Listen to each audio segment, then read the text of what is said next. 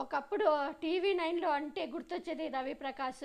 అలాంటి రవిప్రకాష్ టీవీ నైన్‌తో గొడవ పెట్టుకోయిన తర్వాత ఆ టీవీ నుంచి బయటికి వెళ్ళిపోయి ఆర్టీవీ అనే ఒక యూట్యూబ్ ఛానల్ కూడా పెట్టుకోవడం జరిగింది. ఈ యూట్యూబ్ ఛానల్‌లో చూసాము జగన్మోహన్ రెడ్డి గారికి వ్యతిరేకంగా మొన్న ఎన్నికల్లో కూడా జగన్మోహన్ రెడ్డి గారు ఓడిపోతున్నారని కూడా ప్రచారం చేయడం కూడా జరిగింది. ఏకంగా రవిప్రకాషే ఛానల్లో చెప్పడం జరిగింది. ఇప్పుడు ఇదే రవిప్రకాష్ మొన్న మెగా ఇంజనీరింగ్ దానిపైన, పోలవరం పైన, మిథున్ రెడ్డి పైన, ఇట్లా వైఎస్ఆర్సీపీ నేతలపైన కూడా చాలామైన అవినీతి ఆరోపణలు చేస్తూ తనే యూట్యూబ్ ఛానల్లో కూర్చొని ప్రచారం చేయడం జరిగింది. ఇప్పుడు ఈ మెగా వాళ్ళు ఇప్పుడు పరువు నష్ట దావా వేశారు.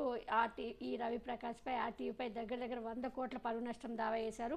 రవిప్రకాష్ 2 తెలుగు రాష్ట్రాల్లో ఈ పేరు తెలియని వాళ్ళంటూ ఎవరు ఉండరు. అప్పట్లో టీవీ నైన్ను ఒక రేంజ్కి తీసుకెళ్లారు రవిప్రకాష్. టీవీ నైన్ ఛానల్ ఆ స్థాయికి వెళ్ళిందంటే దానికి కారణం కూడా రవిప్రకాష్ అనే చెప్పుకోవాలి. అది బ్లాక్ మెయిలింగ్ కావచ్చు, ఏదైనా కావచ్చు. మరి టీవీ నైన్ అయితే అప్పుడు బాగా మంచి పేరు తెచ్చింది రవిప్రకాష్. అసలు న్యూస్ ఛానల్ను అలా కూడా చూపించవచ్చని నిరూపించగలిగారు. అయితే తెలంగాణ రాష్ట్రం ఏర్పాటైన తర్వాత రవిప్రకాష్ రకరకాల కేసుల నేపథ్యంలో కనిపించుకోకుండా మాయమయ్యారు. ఆ తర్వాత తొలి వెలుగును వెనుక నుండి నడిపిస్తున్నట్లు వార్తలు వచ్చాయి. ఇక 2023 తెలంగాణ అసెంబ్లీ ఎన్నికల కంటే ముందు ఆర్టీవీ ఛానల్ ఏర్పాటు చేసి ఇప్పుడు మళ్ళీ 2 తెలుగు రాష్ట్రాల్లో హాట్ టాపిక్ అయ్యారు రవిప్రకాష్. ఇప్పుడు మళ్ళీ టీవీ నైన్ రేంజ్లో ఆర్టీవీ ఛానల్ను తీసుకెళ్లే ప్రయత్నం చేస్తున్నారు. దానికి తగ్గట్టుగానే రవిప్రకాష్ చాలా కష్టపడుతున్నారు.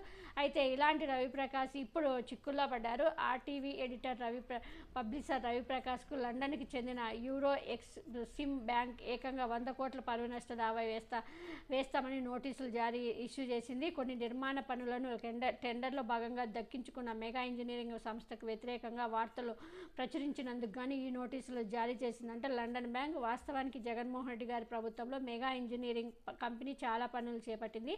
పోలవరంతో పాటు ఇతర పనులకు కూడా మెగా ఇంజనీరింగ్ కంపెనీ చేపట్టిన సంగతి తెలిసిందే.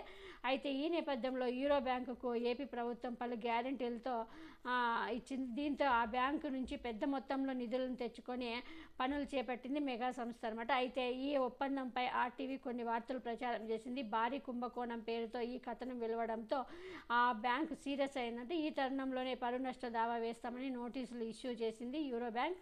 ఎలాంటి ఆధారాలు లేకుండా ఇలా వార్తలు ప్రచారం చేయడం తప్పని హెచ్చరించిందంటే వెంటనే తమకు క్షమాపణలు చెప్పాలని, ఆ వీడియోలు తొలగించాలని, లేకపోతే 100 కోట్ల పరువు నష్ట దావా వేస్తామని హెచ్చరించిందంట. మరి దీనిపై ఆర్టీవీ ఇంకా స్పందించలేదు రవిప్రకాష్. మరి చూడాలి ఎలా స్పందిస్తారో రవిప్రకాష్.